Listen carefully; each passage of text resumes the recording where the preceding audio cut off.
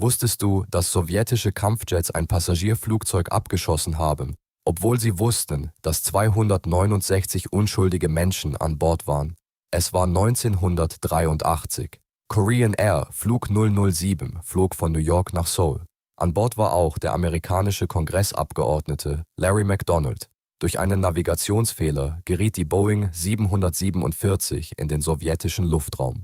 2 Stunden lang verfolgten sowjetische Radars das Flugzeug. Sie wussten genau, dass es ein ziviles Passagierflugzeug war.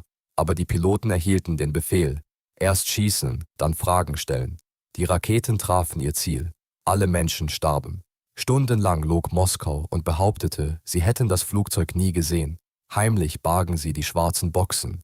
Sie erfanden falsche Beweise und sendeten gefälschte Radardaten.